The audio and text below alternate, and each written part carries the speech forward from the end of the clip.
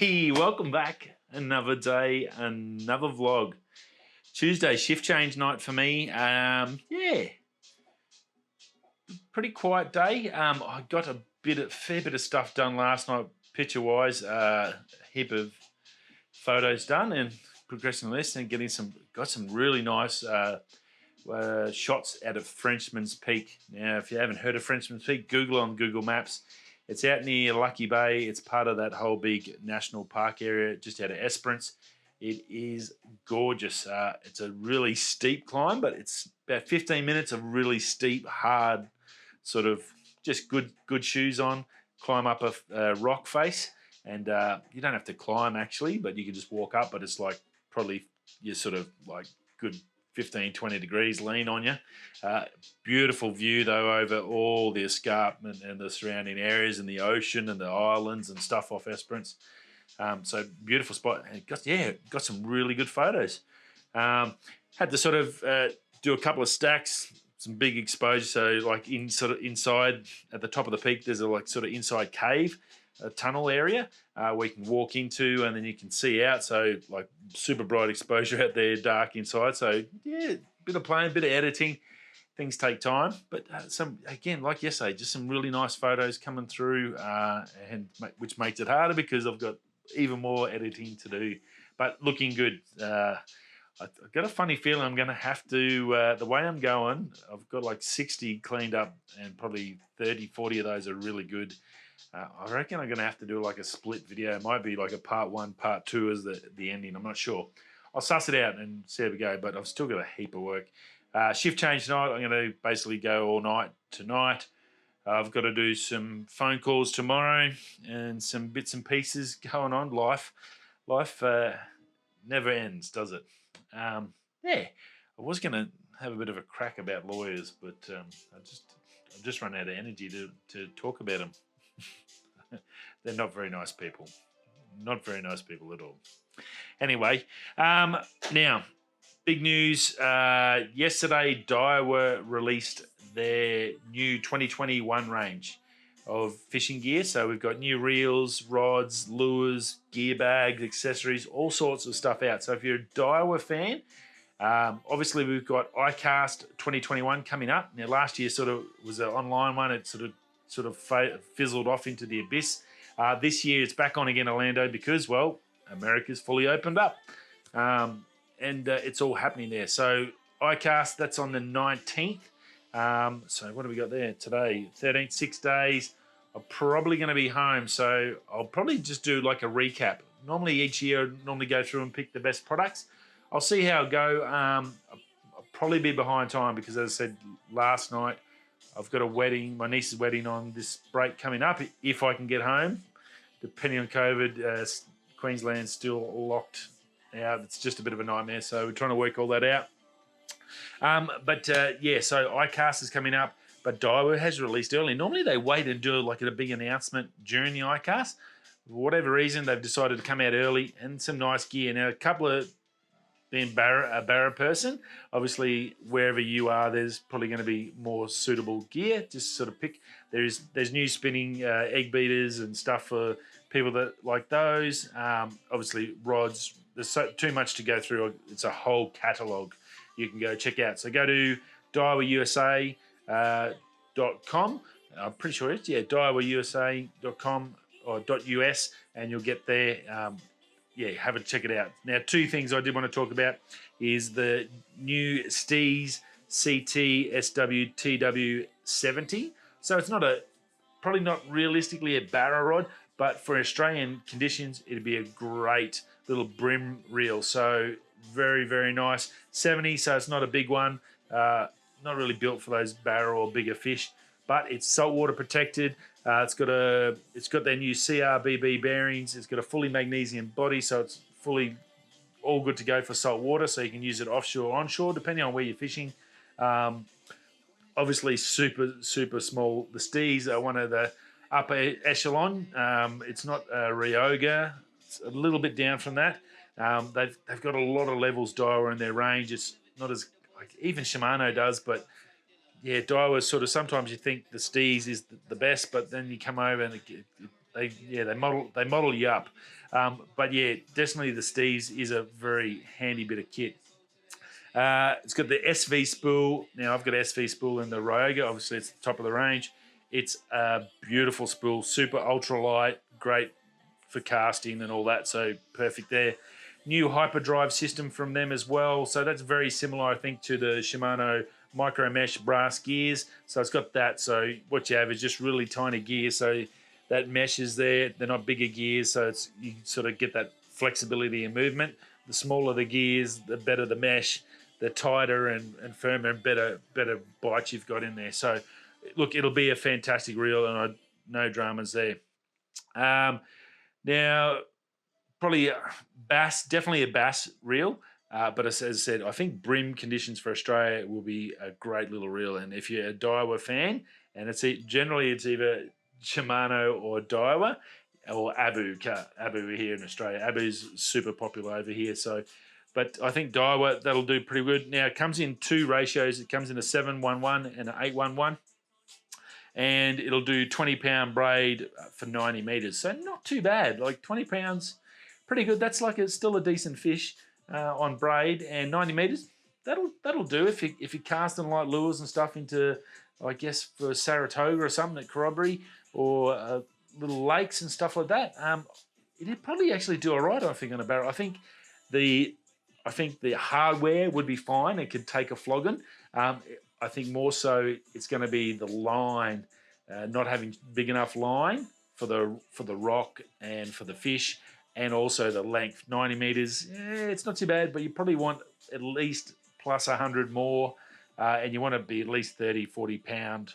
I think I generally use 40-pound braid on mine for the barra. So 20 pound is a little bit light. You could probably upgrade it, but then you're going to have less line. So, but look, it'll be a beautiful reel. It looks amazing, as you see on the thumbnail. Go check out them.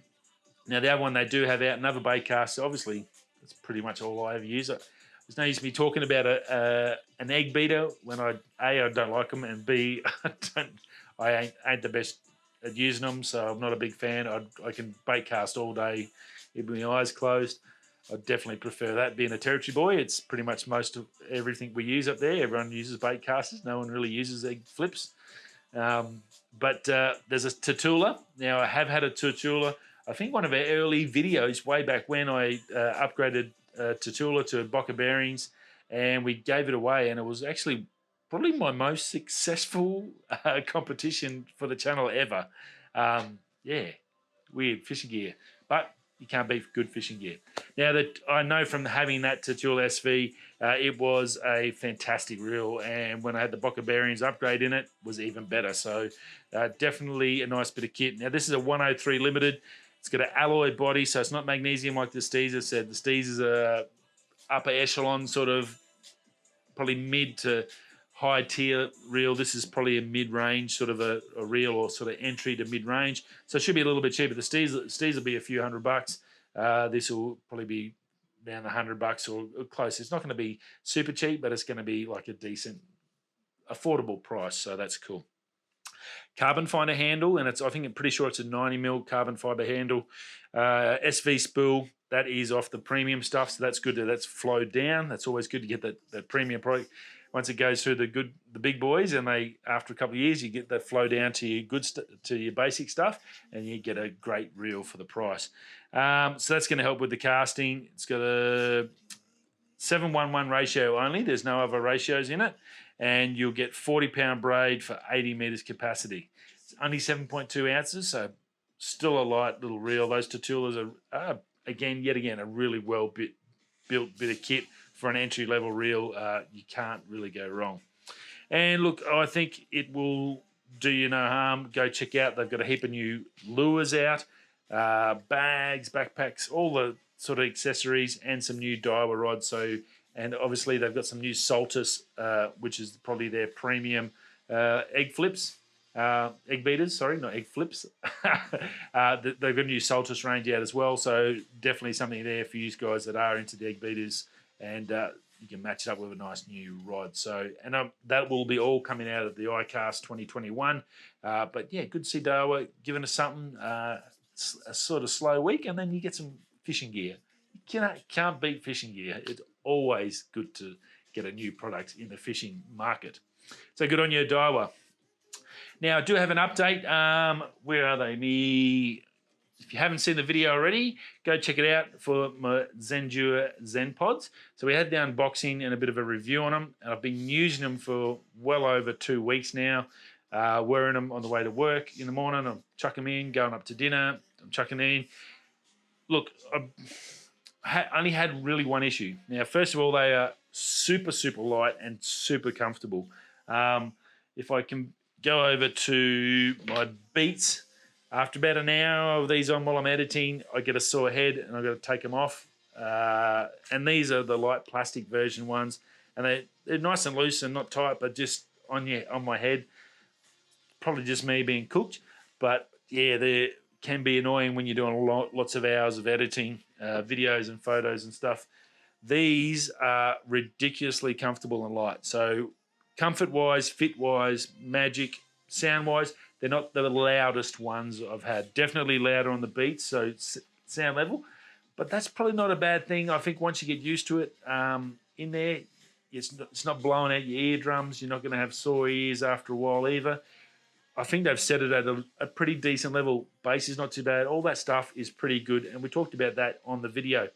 The only issue I have had, and I had it in the video, and I wanted to check up on it, and I've had it in the last couple of weeks, is the noise cancelling. Now, I've got hold of Zendure, and they were really good, actually. They got back to me multiple times, give my details when I purchased them, all that sort of stuff.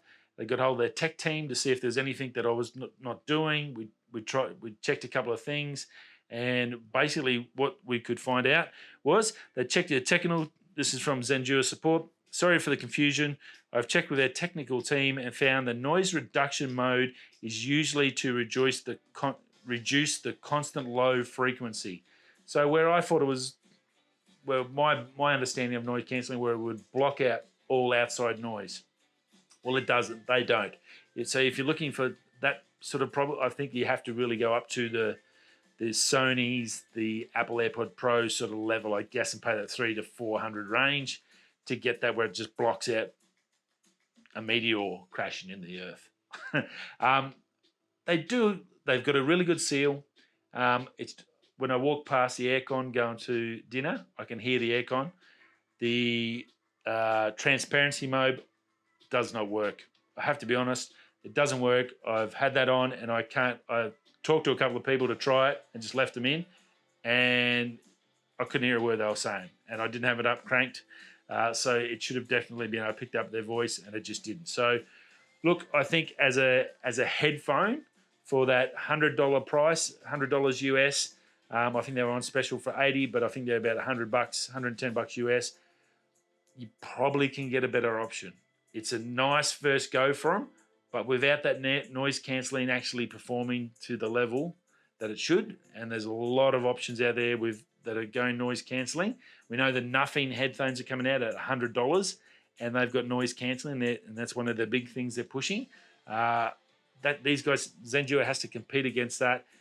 Without that quality noise cancelling, it's going to be a bit of a struggle. So, look, 90% of it good. Just if you're after noise cancelling, I'd probably say you need to look at another option. Hate to do it, but for normal use, if you're after a nice set of headphones with ultralight, really comfy, definitely worth go checking it out. You can go check out that video. There should be a link below here as well. You can go check out my Zendure products or over on the website. So yeah, but look, good. They come back, give me an answer, honest answer, didn't bullshit me, didn't say, oh, you're doing something wrong, anything like that. They were upfront, said, look, this is it. And I actually do appreciate that. It's rare that you get companies that admit when they're wrong. And look, that's a really good thing. So thank you very much, Zendure, for getting back to me and let me know that I wasn't losing the plot. So that's another good thing. I thought my hearing might have been blown out. Now, Canon. Canon's got a new video camera coming out. Canon rumors, you can go over and check that out, the full story. A 4K XF705. I should have my glasses on so I can read my notes. August early August. Is it early August? No, look, sorry, late August. Canon XF705. It will have a 4K 1-inch sensor in it, full size HDMI ports, 12G and similar codec options, and basically very similar to the C70, but it's going to be a full. I guess if you look at the old XA10s and stuff like that, very similar format to that. So proper legit video camera set up for that. So if you have got a locked-in studio and you're looking for something, or you're doing full-time filming and you don't need the interchangeable lenses, you just want a quality 4K ready camera that can just go and go, definitely something to get excited about. I think there'll be a lot of uses for these bad boys. Model name and pricing are not known at this time from Canon rumors, so we're not far away. We're mid-late July pretty much now, so probably 6 weeks, I guess, and we'll have this as a release. They're saying it's going to be earlier than the NAB show, and this is sort of the first stage of the releases coming from Canon. So I think that's probably the biggest positive out of this. That's pretty darn cool. We're going to start off a massive release program from Canon. We've got all those new RF lenses. We've got the R3 to come. We've got that to come. This second half of the year, as a Canon person, a Canon user, it's going to be pretty exciting. So I'm looking forward. I just hope they can deliver what everyone's estimating. So fingers crossed we get some fun stuff for everyone. Nice little video camera, nice little portable size, good, I guess, entry-level movie sort of camera. So that's pretty cool.